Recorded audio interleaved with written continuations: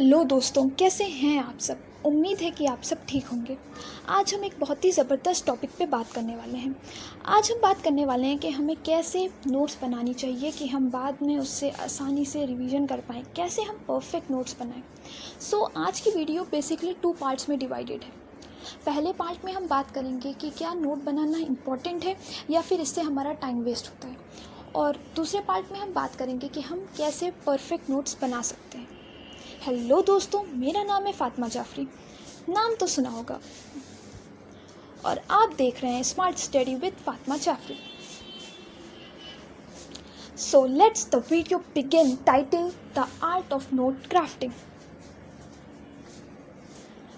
सबसे पहले बात आती है कि क्या नोट बनाना इम्पॉर्टेंट है, और अगर है तो क्यों इम्पॉर्टेंट है। तो इसका आंसर बहुत ही ऑब्वियस है कि हाँ, नोट बनाना इम्पॉर्टेंट है, बहुत ज़्यादा इम्पॉर्टेंट है। तो अब बात आती है क्यों। इसका पहला रीज़न ये है कि जब हम नोट्स बनाते हैं तो हम चीज़ों को बहुत ही कम टाइम में रिवाइज़ कर पाते हैं। एक तो जब हमारी टीचर पढ़ा रही होंगी उस टाइम हमने पढ़ा, उसके बाद जब हम घर आके नोट्स बनाएंगे तो हम चीज़ों को दोबारा रिकॉल करते जा रहे हैं। जो टीचर ने क्लास में पढ़ाया था वो हमारे दिमाग में चलता जा रहा है। प्लस जब हम नोट्स बनाएंगे तो हम बुक्स वगैरह देखेंगे, तो हमारा बहुत ही कम टाइम में नोट्स भी बनती जा रही हैं और रिवाइज़ भी होता जा रहा है। मोर ओवर क्या होता है कि कभी कभी 2-3 हफ्ते बाद मान लीजिए हमको वो टॉपिक रिवाइज़ करना है, तो हमें फिर पूरी किताब पढ़ने की दोबारा से ज़रूरत नहीं पड़ती, हमें दोबारा से पूरा चैप्टर पढ़ने की ज़रूरत नहीं पड़ती, बल्कि हम अपनी नोट से बहुत ही कम टाइम में चीज़ों को रिवाइज़ कर सकते हैं। इससे हमारा टाइम भी सेव होता है। दूसरी बात यह है कि जब हम लिखते हैं तो हमें जल्दी याद होता है। ये एक साइंटिफिक फैक्ट है। आपने कभी सोचा है कि डॉक्टर की हैंडराइटिंग इतनी गंदी क्यों होती है? वो इसलिए क्योंकि डॉक्टर जब मेडिकल की पढ़ाई कर रहे होते हैं ना, तो उन्हें बार बार लिखवाया जाता है, एक ही चीज़ लगातार बार बार लिखवाई जाती है, जिस वजह से उनकी राइटिंग गंदी हो जाती है। लेकिन वो जो लिख रहे होते हैं ना, वो उनकी मेमोरी में एकदम छप जाता है। और यही वजह है कि जब डॉक्टर कोई चीज़ प्रिस्क्राइब कर रहे होते हैं, जब दवाई प्रिस्क्राइब कर रहे होते हैं, तो उन्हें किताब देखने की ज़रूरत नहीं पड़ती। अब हम बात करेंगे कि how to make perfect notes. सबसे पहले तो जब टीचर कुछ चीज़ क्लास में एक्सप्लेन कर रही होगी तो हमें उसको बहुत ही अच्छे से सुन लेना है, और जब हमारी रफ़ नोटबुक है, जब टीचर एक्सप्लेन करती जा रही होगी उसी टाइम वो सब हमें अपनी रफ़ नोटबुक में लिख लेना है, या फिर जो कुछ टीचर ने बोला, जो कुछ बोर्ड में है, वो सब हमें अपनी रफ़ कॉपी में लिख लेना है। फिर जब हम घर आएंगे तो जो हमने लिखा है, जो हमने टीचर का क्लास में नोट किया था, उसको लेना है। प्लस आप जिस भी रेफरेंस बुक का यूज़ कर रहे हो, अपनी कोर्स बुक का यूज़ कर रहे हो, उन दोनों को उठाना है और उन दोनों की हेल्प से आप अपनी फेयर नोट्स बनानी है, अपनी सेल्फ नोट्स बनानी है। और नोट्स बनाते वक्त इस चीज़ का ध्यान रखें कि आप नोट्स पॉइंट्स में बनाएं। फॉर एग्ज़ाम्पल, मैंने आपके सामने 2 पैराग्राफ लिख दिए हैं। एक ही चीज़ है, दोनों पैराग्राफ में लिख दी है जो मैंने।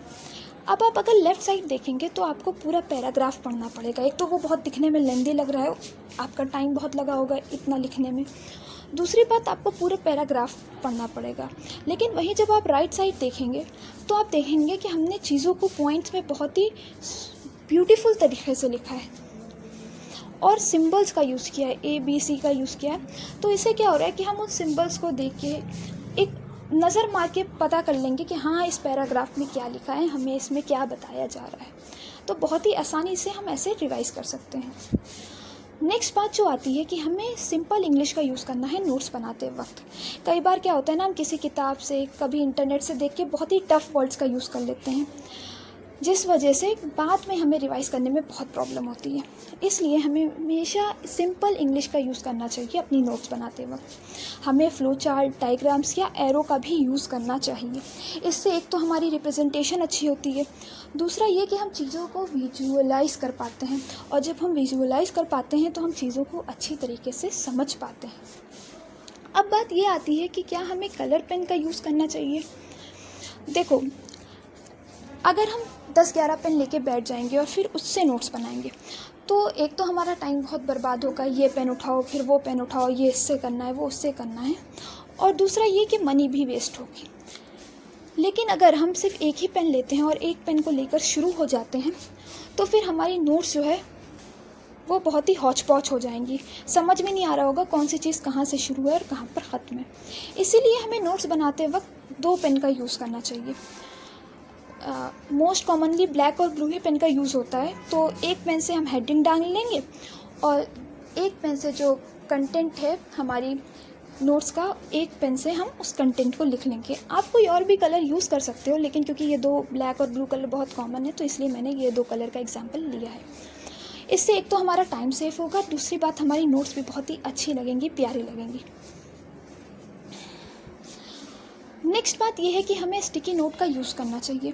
अब मान लीजिए आपने पूरी नोट्स बना ली और फिर किसी दूसरे दिन आप जब पढ़ रहे थे किसी दूसरी बुक को, तो आपको कोई नई चीज़ पता चली। अब आपको लग रहा है ये भी इम्पॉर्टेंट है, तो अब आप क्या करेंगे, अब आप अपनी नोट्स के पीछे लास्ट पेज पे जाएंगे और वहाँ पर चीज़ें लिख लेंगे। और फिर क्या होगा कि पता नहीं आप उस पेज को खोल के देखें ना देखें, आपको ध्यान रहे ना रहे, तो वो चीज़ हो सकता है कि जब आप रिवाइज़ करने बैठो तो आपको ध्यान ना रहे और वही चीज़ पेपर वगैरह में आ जाए। तो हमेशा आपको स्टिकी नोट्स पे वो चीज़ नोट डाउन करके उसी टॉपिक के आगे चिपका लेनी है।